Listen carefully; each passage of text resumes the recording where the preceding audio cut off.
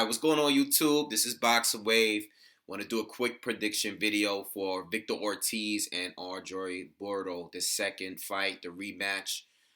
Pretty good fight for what it was. I picked Andre Berto to win this one by knockout. Victor Ortiz did a good job though. I mean, the first 3 rounds, Victor Ortiz was outboxing Berto. Okay, he actually dropped Berto in the second round.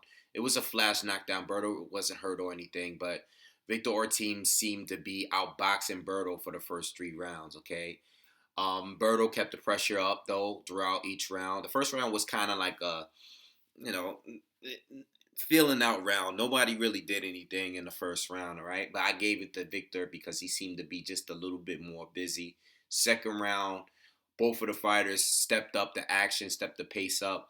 But Ortiz was clearly outboxing Andre Berto. He even dropped him in that round. And then the third round, Victor Ortiz seemed to continue to outbox Berto. Okay, he seemed like he was just his footwork was very good. Okay, his timing. He looked very sharp. Even though the guy gets stopped in his fight, he looked very sharp. Victor Ortiz looked very sharp. Going into the fourth round, Ortiz is still, outboxing and appears to be outboxing Andre Berto. Berto, I believe, landed a counter uppercut, which, like his classic uppercut that he used to, drop guys with back in the day when he was back in his prime. Drops Ortiz. Ortiz is badly hurt. Gets up, his legs is out on him. Berto's going out, going all out, trying to stop him and everything. Ortiz is trying to get away, but he's still fighting back. And it's funny because I'm watching it, and as I'm watching it, I'm thinking Berto is totally wide open to get hit. And the thing was, Ortiz was throwing punches back, but he was out on his feet, you know what I'm saying? And his legs were weak, and he didn't have any power in any of the punches. I think we could have seen a repeat of the first fight because remember in the first fight, Andre Berto drops Ortiz like midway through the fight. I can't remember because I haven't seen the fight in a long time, but I remember Berto dropping him, and in the same round, Victor Ortiz got him back and dropped Berto. Okay, so it kind of reminded me of that, but Ortiz was too hurt in this at this point, and Berto finishes him off. Jack Reese counts to 10. All right, Ortiz was about to get up, and Jack Reese did what every referee should be doing in boxing today. Instead of all these fighters trying to blame the ref for not getting up on time, stopping the fight prematurely, all that, he lets Ortiz. He asks him. He's like, "Listen, can you continue? Do you want to continue?" And he told Ortiz to look at him. He said, "Look at me. Do you want to continue?" And Ortiz just looked away, and Jack Reese right there waved it off, and the fight was over. All right. Like I said, for what it was a very quick fight. It was pretty entertaining. Okay. Congratulations to RJ Berto because he really seemed to want to win this fight. Okay. From all of the interviews I heard before the fight, even the post-fight interviews, Victor Ortiz is the first fighter to ever beat him, okay, and eliminate him from getting the Floyd Mayweather match back then. And he seemed like he was really prepared. He really mentally wanted to get this fight, a win in this fight here. Not saying he doesn't win it for any other fight, but for this fight, he seemed to really want this fight bad. It was a lot of trash talking leading up to this fight. And it's a big win for Andre Berto. I'm glad he won the fight. Victor Ortiz, on the other hand, I was watching a fight. I was live tweeting while I was watching a fight. I said that Victor Ortiz should start looking towards retirement, okay?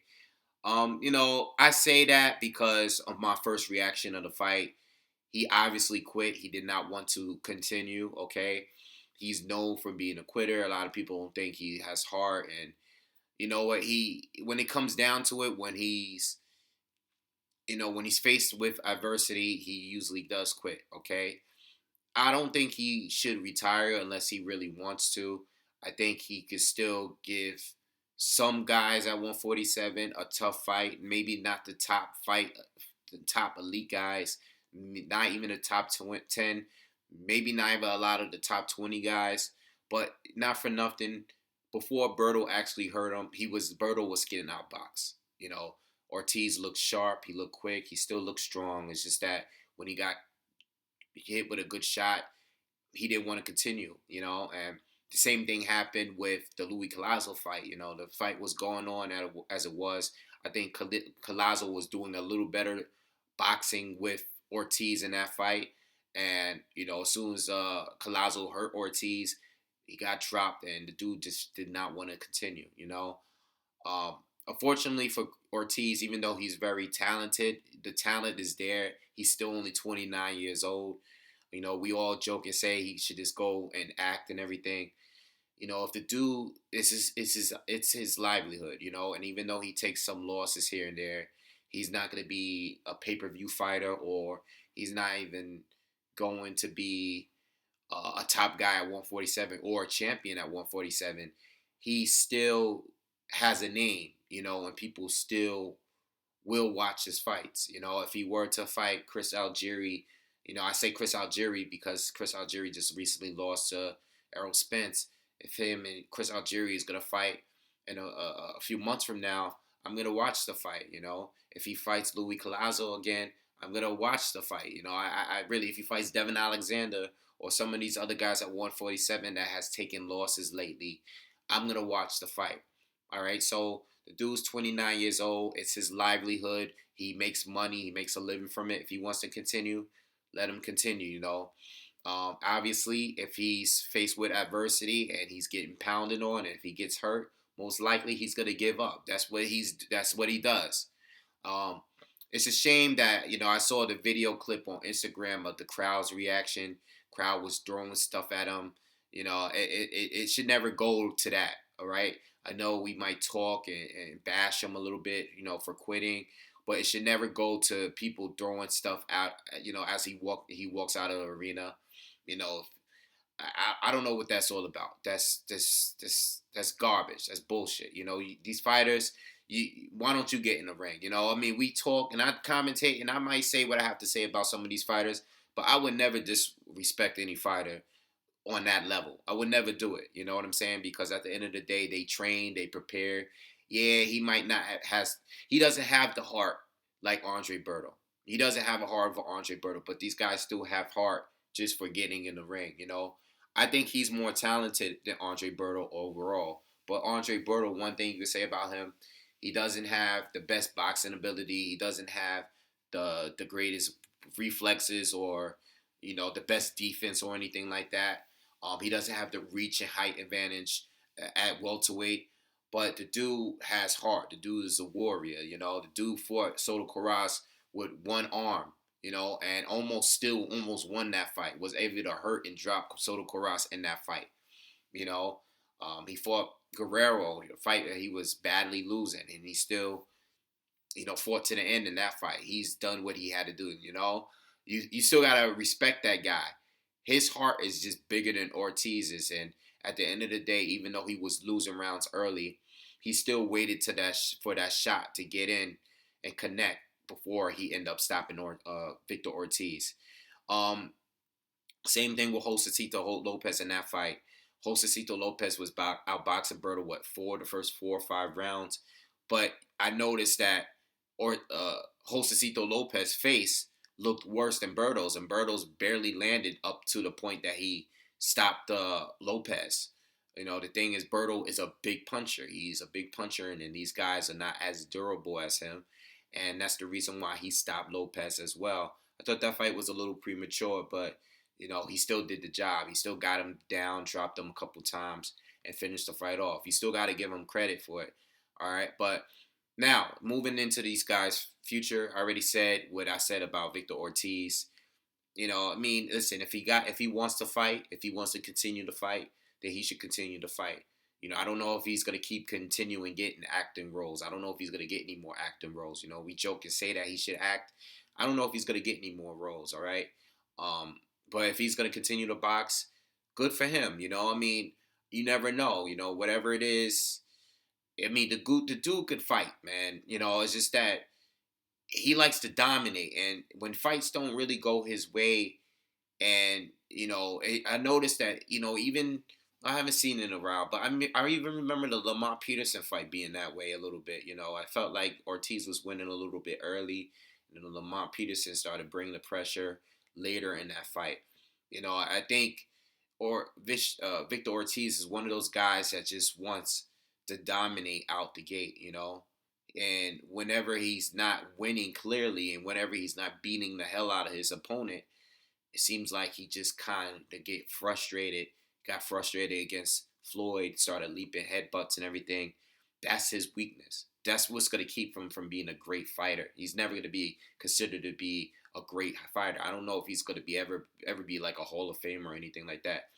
But the dude has a name, all right, and he sell fights. People like to see him fight. I mean, the dude, if for people to get that emotional against him losing against Berto in his rematch and start throwing garbage at him, that goes to show that people are still interested in seeing this guy fight, And as far as Andre Berto, listen, Andre Berto is, he's a good fighter, but I see Danny Garcia was doing a commentary for this fight, and I see him calling out. He has been calling out Danny for a little bit, and if he gets that fight, I honestly believe that would be a showcase fight for Danny Garcia.